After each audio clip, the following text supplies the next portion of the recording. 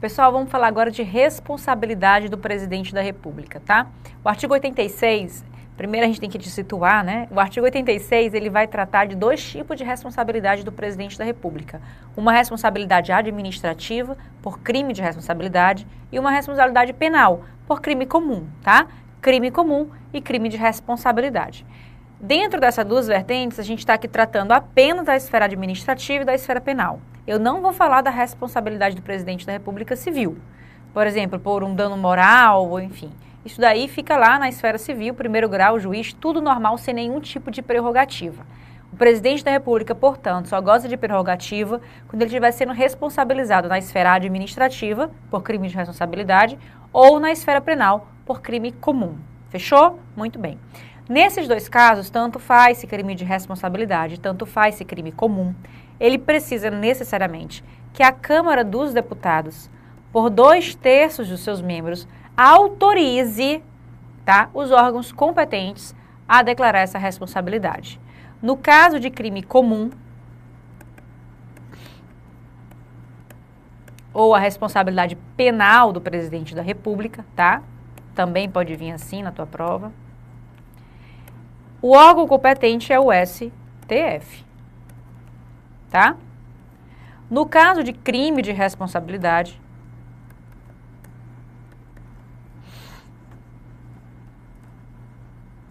ou, né, responsabilidade administrativa, o órgão competente é o Senado Federal. Fechamos? Eu vou tratar de cada uma de forma separada. Eu vou começar com o crime de responsabilidade, porque era o que a gente já vinha conversando, né, lá no artigo 85, e depois a gente fala de crime comum. No que diz respeito a essas nossas noções, né, sobre crime de responsabilidade, eu vou falar sobre o que a Constituição diz, mas eu vou também aprofundar com jurisprudência do STF, tá? Principalmente para o meu pessoal da ESAF. A ESAF que adora cobrar jurisprudência no âmbito lá do meu controle externo e no âmbito aqui de responsabilidade do presidente da República, tá? Então o pessoal que vai fazer aí Receita Federal, a AFT, que tem a ESAF aí como banca, muita atenção aqui, tá certo? Então olha só, Câmara dos Deputados autoriza o Senado Federal a processar o presidente da República por um crime, por um ato, né, que esteja sendo imputado a ele por crime de responsabilidade. Nesse momento, a partir do momento que a Câmara dos Deputados autoriza o Senado Federal a processar o presidente da República, o presidente da República já passa a ser considerado como réu. Por que, Arsênia? O processo não foi nem instaurado. É só uma autorização. Porque, pessoal, o Senado Federal, ele é obrigado, tá? Ele é obrigado a instaurar o processo. Ok? Se a Câmara, olha o que eu estou dizendo, não estou dizendo que alguém pediu, não estou falando isso, eu estou falando se a Câmara dos Deputados autorizar o Senado a instaurar um processo contra crime de responsabilidade, contra o presidente da República por crime de responsabilidade, o Senado Federal ele é obrigado a instaurar esse processo. Ficou claro? Muito bem. Portanto, a partir da autorização, o presidente da República já é considerado como réu. Isso viola a ampla defesa? Não, isso na verdade favorece a ampla defesa, porque a partir da autorização, o processo já vai ser instaurado. Ou seja, a partir da autorização, o presidente da República já pode começar a se defender. Ele não precisa esperar o processo ser instaurado. Inclusive, se ele quiser uma medida judicial para evitar que esse processo seja instaurado, ele já pode manejar isso daqui, porque ele já está sendo considerado como réu. Ele já pode começar a exercer a sua ampla defesa. Ficou claro? Muito bem. Ele é obrigado, portanto, a instaurar o processo. Pessoal, instaurado o processo,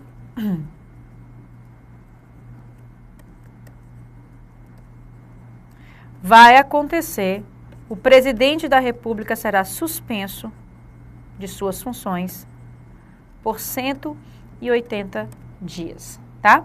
Essa suspensão de 180 dias que acontece é uma suspensão para permitir que esse processo que está se iniciando consiga se estabilizar logo de início, tirando o presidente da função para tentar evitar que com aquele poder que ele tem no cargo, ele possa de alguma forma, né, comprometer o andamento das investigações e da instrução processual.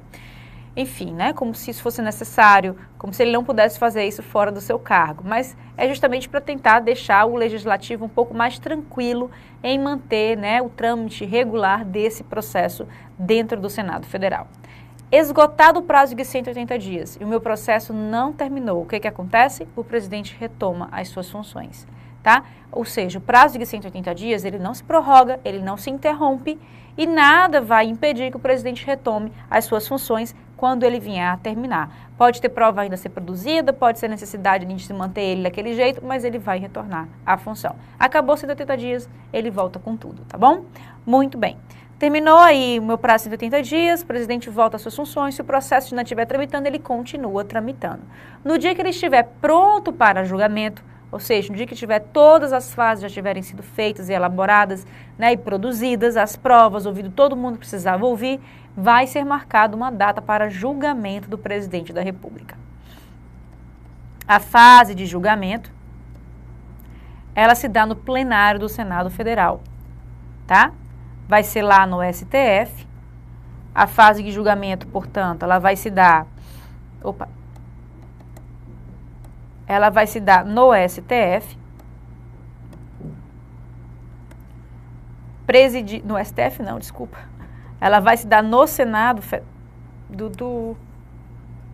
que eu fiz... Volta aqui, né? Ei, voltou, pronto. Titi apanhando, gente, é assim mesmo, acontece. É ao vivo. Olha só, voltando aqui, a fase de julgamento vai se dar no Senado Federal, tá? Como a gente já tinha colocado lá em cima. Mas o presidente, a pessoa que irá orientar, que irá organizar esse julgamento, vai ser, tá? O presidente do STF.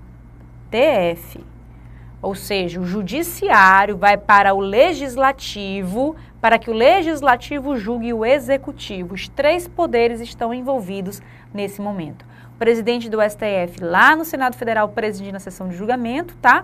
O Senado Federal como corte, como júri, tá? Do presidente da República e o executivo aí como réu nesse processo, tá bom? Então, o presidente aí é o presidente do STF. Para que o presidente da República seja condenado, é necessário aí 2/3 também, ó, mesmo quórum, é igual, tá? Precisa basta decorar 2/3 dos membros, tá? Do Senado Federal, condenando aí o presidente da República. Vejam que esse é o quórum mais forte que a Constituição tem, é o quórum de 66%, tá? Quem sabe matemática aí já entendeu que é maior do que aquele meu quórum de aprovação da emenda constitucional, que é 3/5, né? 60%. Aqui eu tenho 66% dos membros do Congresso, do Senado Federal, para aprovar aqui a condenação do presidente da República. Fechamos? Muito bem. Uma vez condenado, o que vai acontecer com o presidente da República? Quais são as consequências desse julgamento? Uma vez condenado, o presidente da República perde o cargo, mas também ele vai ficar inabilitado por 8 anos para qualquer cargo ou função pública. O que é isso, Arsênia? Ele não poderá mais ser eleito, ele não poderá mais fazer concurso público e ser nomeado, ele não poderá assumir cargo em comissão. Qualquer tipo de cargo ou função pública, ele não poderá atuar no poder público de forma nenhuma, tá? Durante 8 anos. E passa tão rápido, né, gente? Olha aí o Collor já como senador, né, totalmente atuando e já no novo escândalo, por que não? Né, envolvido aí no Petrolão. Muito bem. Em relação ao crime comum, pessoal, nós temos o STF julgando esse presidente da República. A única diferença que tem em relação a um processo penal normal é que o STF precisa que a Câmara dos Deputados autorize, tá, o STF analisar o processo. É assim, o que acontece? Vai lá o Ministério Público, faz toda a investigação, Polícia Federal fez a investigação, encaminha para o Ministério Público acata aquela investigação, faz uma denúncia, tá? Faz lá, elabora uma peça, uma denúncia, e entrega aonde? Primeiramente no STF. Aí o STF vai falar assim, opa, presidente da República? Não, não pode. Câmara de Deputados, o que você me diz? Eu estou autorizado em analisar isso daqui, está fechado, eu não posso nem abrir, né? Não posso nem abrir, só sei que tem o presidente da República aqui no meio. Câmara, posso? Aí a Câmara vai dizer, pode. Se a Câmara disser pode, aí o STF ele tem total liberdade para analisar se instaura ou não o processo, tá? Ele não é obrigado, ele tem liberdade para decidir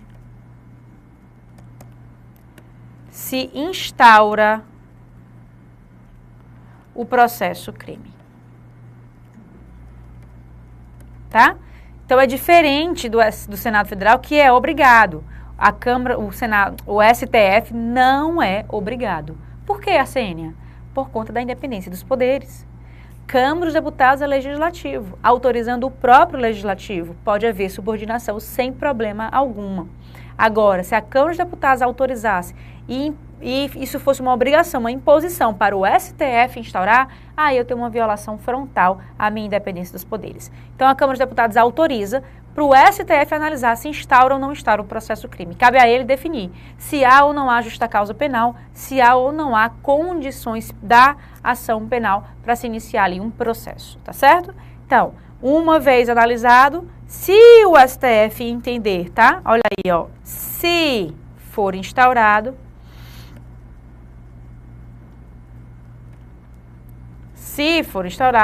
o presidente da República será também suspenso por 180 dias, tá certo? Também vai ser suspenso aí por 180 dias. E aí, o processo continua caminhando, tá? Ele vai trabalhar, vai ouvir as testemunhas, vai fazer tudo aquilo que a gente viu lá na ação penal do mensalão, na 470, toda aquela parte, né, de discussão, de reunião e tal, e tal, e tal, e tal. E aí o que acontece? Assim, acontece, pessoal, que nesse caso o processo vai receber um julgamento e o presidente da República vai receber uma pena, se ele for condenado. Então, na hora do julgamento, é um julgamento penal comum, como qualquer outro julgamento que acontece, no entanto, acontecendo lá no STF. E aí, Arsênia, qual é a penalidade que ele vai sofrer? A penalidade, no caso do julgamento de uma ação penal, é a penalidade do crime. É a pena que está lá imputada ao crime que ele praticou. Se é multa, se é detenção, é detenção. Seja lá o que ele praticou, é o que o STF vai dosar, fazer a dosimetria dessa pena e impor, né? Então, é a própria pena do crime. Ok? Aí eu posso te perguntar, ele perde o cargo? Ele não perde o cargo como penalidade. Ele perde o cargo por efeito externo da pena. Olha que coisa linda, né? Você me vê assim falando, é um efeito externo da pena. Você pensa que eu domino o direito penal, eu sou um zero à esquerda, olha que só. Enfim, é um efeito externo daquela pena. O que isso significa? É um efeito que não vai ser produzido, não é o efeito produzido pela própria lei penal. Aquela lei, né, que a gente vê, o crime, pena de tal. Não é aquele efeitozinho, não, de ser recolhido à prisão, de pagar aquela multa, não. É um efeito que é consequente da pena. E um desses efeitos, pessoal, é a minha perda dos direitos políticos, enquanto durarem os efeitos da penalidade. Nesse caso, pessoal, ele vai ter seus direitos políticos suspensos, na verdade, né? Não é nem pena, não é nem perda. Ele vai ter os seus direitos políticos suspensos enquanto durar o efeito da condenação. E aí, pessoal, sem direitos políticos, ele não pode exercer cargo eletivo. E aí, como ele não pode exercer cargo eletivo, ele consequentemente perde o cargo, tá? Então, tanto faz se a condenação é penal, tanto faz se é uma condenação por crime de responsabilidade, ele perde o cargo. No crime de responsabilidade, ele perde o cargo como penalidade. No meu crime comum, ele perde o cargo como consequência, tá? Como efeito externo da pena do crime comum que ele cometeu. Fechamos, portanto? Não fechamos. Muita coisa ainda há por vir. Mais uma observação jurisprudencial envolvendo o meu crime de responsabilidade. O presidente da República, muito embora venha a renunciar ao cargo, se o meu processo já tiver sido instaurado, ele não vai ser trancado, tá? Então, o presidente da República pode renunciar, não tem problema nenhum. O bem que está em jogo, a conduta que ele praticou, é uma conduta que violou uma coisa pública. E a coisa pública é muito maior do que o cargo que ele ocupa. Portanto, não importa se ele renunciou, aquele processo vai continuar tramitando e ele poderá sim ser condenado, julgado para ficar inabilitado durante 8 anos, porque o cargo em si ele não pode mais perder porque já está desocupado, ok? Então, não tem problema se houver renúncia nesse caso. No que diz respeito ao crime comum, algumas observações ainda para a gente trabalhar, tá? O presidente da República ele só pode ser responsabilizado por atos que ele cometeu no exercício da sua função. Não são atos que ele cometeu enquanto ele era presidente. São atos que ele cometeu enquanto que ele era presidente no exercício da função presidencial, tá? Então, digamos lá que o presidente da República, seguindo aí os valores morais do goleiro Bruno, que diz que tem, né? Quem nunca deu um tapinha numa mulher, veio a dar uns tapinha na mulher dele. E aí, Lei Maria da Penha. O presidente da República pode ser recolhido em flagrante para prisão? Não, tá? Não pode. Primeiro, porque ele ainda está no cargo de presidente. Segundo, porque os tapinhas que ele deu na mulher não tem nada a ver com a função presidencial. Ele poderá ser preso, sim, por atos que ele cometeu no exercício da função presidencial. Desvio de dinheiro, né, crimes contra a administração pública, aquela ideia mais, digamos assim, mais administrativa que a gente pode pensar, tá certo? Esse mesmo ato pode ensejar crime de responsabilidade e um processo penal no STF, como aconteceu do Collor de Mello, né? E aí, são instâncias diferentes, de responsabilização diferentes, os processos vão tramitar também de forma diferente, tá? Ai, Arsênia, mas eu tô aqui revoltada com esse presidente da República que bateu na mulher dele e não vai ser responsabilizado. Não foi isso que eu disse. Eu disse que enquanto ele estiver no mandato de presidente da República, ele não vai ser responsabilizado. No entanto, quando o mandato dele terminar, quando ele terminar de ser presidente, ele pode ser responsabilizado. Para isso, a suspensão do crime que ele cometeu e que não pode ser objeto de uma ação penal, fica suspensa. O crime não vai ser prescrito em momento nenhum, não corre nenhum dia de prescrição. Até o momento em que ele deixa o cargo dele, aí é que eu posso começar a pensar em prescrição penal, tá certo? Então, fica suspensa aqui a possibilidade de responsabilização e fica suspenso também o meu prazo de prescrição, certo? Outra coisa, o presidente da República ele só poderá ser preso com uma sentença judicial transitada em julgado, ou seja, com uma decisão final publicada pelo STF, tá? Então, para ele ser preso, tem que ser um crime cometido no exercício da sua função presidencial enquanto ele era presidente, tá? O STF tem que condená-lo, aquela sentença tem que transitar em julgado, aí ele poderá ser preso. Ficou claro?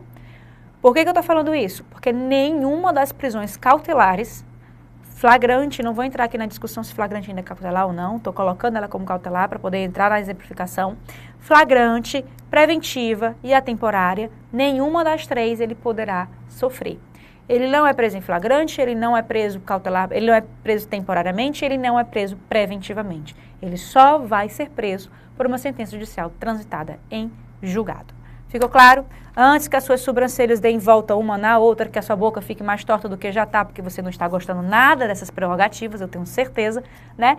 Antes que esse anseio por justiça, né, entre em ebulição aqui pela tela, eu tenho que te explicar o propósito disso daqui. Pessoal, isso aqui é para garantir a estabilidade constitucional. Muito embora nós estejamos vivendo um momento onde a cara de um presidente, né, não está lá essas coisas tão bonitas, onde a função pública, né, está aí voltada muito mais, para a gente ver muito mais notícias de corrupção do que de coisas boas que foram feitas. Tudo isso daqui é necessário para se manter uma ordem constitucional. Veja aí o que está acontecendo com Dilma, dentro dessa ideia de impeachment, de não é impeachment, do que for. Se nós não tivéssemos uma Constituição que garantisse isso daqui à presidente da República, ela já teria caído há muito tempo. Tá? Ai, Darcelo, então isso é um saco. Não, entendam. A democracia, ela não é exercida e nem é construída de acordo com o interesse momentâneo da nação. A democracia, ela tem que ter regras previamente estabelecidas e essas regras têm que ser seguidas para que essa mesma democracia esteja protegida de anseios, né, digamos assim, calor popular, essa vontade, né, momentânea de se resolver um problema. Talvez, se a gente estivesse resolvendo um problema desse, passando por cima dessas regras, mais na frente nós estaríamos abrindo espaço para que um novo problema surgisse e essas regras fossem violadas novamente, né? Então, é sim necessário. Não esqueçamos que nós vivemos de uma nação onde um presidente da República renunciou e o vice-presidente que estava viajando à China foi proibido de voltar ao Brasil enquanto não fosse implantado o parlamentarismo no nosso Estado. Então, esse é o nível de democracia que nós temos, regras essenciais para se manter essa ordem constitucional que a gente tem, tá? Que com ela já é difícil manter alguma ordem, né, moral, ética, imagina sem ela onde nós estaríamos perdidos, né? Como nós estaríamos. Então, desfranze a sobrancelha, ajeita a boca, né, desentorta a boca e entende que isso daqui é necessário, sim, para a nossa Constituição. Está aí, ó, tranquilinha, respirando fundo, né? Nossa democracia também aqui intacta, tá bom? Pessoal, crime de responsabilidade do presidente da República está aqui, tá? Lembre-se, crime comum no STF, crime de responsabilidade no Senado Federal. Responsabilidade civil, tá?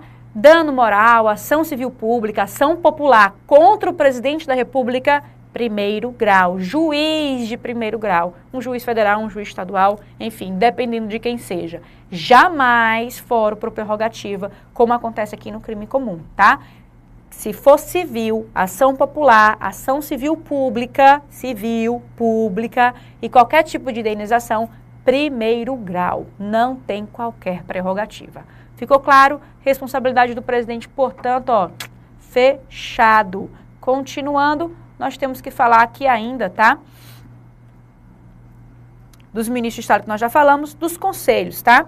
Os conselhos, pessoal, existem 2 conselhos dentro da Presidência da República. O Conselho da República e o Conselho de Defesa Nacional. São órgãos meramente pitaqueiros, tá? Eles não vão ter aí uma decisão própria, eles vão servir como conselhos, ou seja, como oitiva. O presidente, para tomar uma decisão, ele vai ouvir o que aquele conselho tem para dizer. E essa opinião que o conselho dá ao presidente da República não vincula o presidente na sua decisão. Fechamos? O que é que nós temos que saber disso daqui para a prova? Primeiro que são 2 conselhos. O da República, tá? E que está aqui, ó, onde nós temos 6 cidadãos brasileiros, nós temos o vice-presidente, presidente da Câmara e do Senado, estão vendo? Líder da maioria da Câmara, líder da maioria do Senado, o ministro da Justiça e 6 cidadãos. Ele é bem mais restrito, tá? Ele é bem mais simples do que o meu Conselho da Defesa Nacional. O Conselho da República, ele vai ter essa cara aí muito política, né? Bem vista aí dentro do Executivo e do Legislativo. Vice-ministro da Justiça, esse é o ministro que faz parte do Conselho da República, ministro da Justiça, o vice-presidente e o pessoal do Legislativo, presidente da Câmara, presidente do Senado e líderes da maioria na Câmara e no Senado. Fora eles, 6 cidadãos. 2 que nós já vimos que são lá nomeados pelo Senado Federal, 2 pela Câmara e 2 pelo presidente da República. Todos com mandato de 3 anos e é vedada a recondução, tá bom? O artigo 90 vai me trazer as competências desse Conselho da República. O Conselho da República compete pronunciar-se sobre intervenção federal, estado de defesa e estado de sítio, tá? E as questões relevantes à estabilidade das instituições democráticas. Vejam que aí a coisa é bem ampla. Milhões de coisas podem acontecer, pode se tratar, né, para a estabilidade das instituições democráticas. Parágrafo 1º, o presidente da República poderá, ele não é obrigado, a convocar qualquer outro ministro de Estado para a participação da reunião do Conselho, quando constar da pauta questão relacionada com o respectivo ministério. Nós temos um ministro que já faz parte, que é o ministro da Justiça, mas o presidente da República poderá convocar outro ministro do qual, né, a pasta faça parte aí do assunto que está sendo discutido. A lei regulará a organização e funcionamento do Conselho da República, UFA, significa dizer que nós não precisamos estudar isso para direito constitucional. Do Conselho de Defesa, aqui ele já é um pouquinho diferente. Olha só, o Conselho de Defesa Nacional é órgão de consulta do presidente da República nos assuntos relacionados à soberania nacional, tá? Nossa soberania, território, fronteira, tudo isso daí, e a defesa do Estado democrático, tá certo? E deles participam como membros natos, vice-presidente da República, presidente da Câmara, presidente do Senado, ministro da Justiça. Então vejam, esses 4 estão lá no Conselho da República e estão também aqui no Conselho de Defesa Nacional. Fora o ministro da Justiça, nós temos ainda o ministro da Defesa, que tem que ser brasileiro nato, né? Tô lembrando. o ministro das Relações Exteriores, o ministro do Planejamento e os comandantes da Marinha, do Exército e da Aeronáutica. Compete ao Conselho de Defesa Nacional opinar nas hipóteses de declaração de guerra e de celebração de paz nos termos desta Constituição, opinar sobre a decretação do estado de defesa, estado de sítio e intervenção federal, que o Conselho da República também opina, e propor os critérios e condições de utilização de áreas indispensáveis à segurança do território nacional, e opinar sobre seu efetivo uso, especialmente na faixa de fronteira e nas relacionadas com a preservação e a exploração de recursos naturais de qualquer tipo, tá? Detalhe, esse inciso terceiro aqui, ele foi objeto de uma decisão do STF, lá naquela delimitação de terras que a gente teve lá, né, da Raposa. Nesse caso, pessoal, se essa delimitação de terras indígenas envolver qualquer tipo de fronteira brasileira, não vai ser necessário ouvir o conselho, tá? Porque ali é delimitação de terra indígena, não tem nada a ver com a fronteira. A fronteira está ali no meio por tá, mas não tem nenhuma ameaça à soberania. Foi o que o STF entendeu, tá? Na delimitação de área indígena, que porventura venha a ocupar ou a envolver a área de fronteira, não precisa ouvir o Conselho, tá, de Defesa para delimitar aquela área. Obviamente que qualquer outra coisa que vai ser necessário fazer ali dentro, né, vai ser preciso ouvir o Conselho de Defesa Nacional. Mas para delimitação de área indígena, não precisa, porque o assunto é delimitação de área indígena. Não diz nada, não tem nada a ver com, né, fronteira ou território. Estudar, propor e acompanhar o desenvolvimento de iniciativas necessárias a garantir a independência nacional e a defesa do Estado democrático também. E aí, mais uma vez, né, a lei regulará a organização e o funcionamento do Conselho de Defesa Nacional, tá? Pessoal, dentro de tudo que a gente viu aqui do Poder Executivo, o que tem de mais importante, o que tem de maior incidência dentro das nossas bancas, tá? Diz respeito ao artigo 84, aquelas atribuições do Presidente da República, principalmente o inciso 6º, que eu já te falei, e aquelas delegações que o parágrafo único autoriza. Fora isso daí, aquela parte lá de composição, a primeira parte de composição que a gente viu, a substituição e sucessão do Presidente da República está lá em cima como top, uma das matérias mais cobradas daqueles assuntos, tá?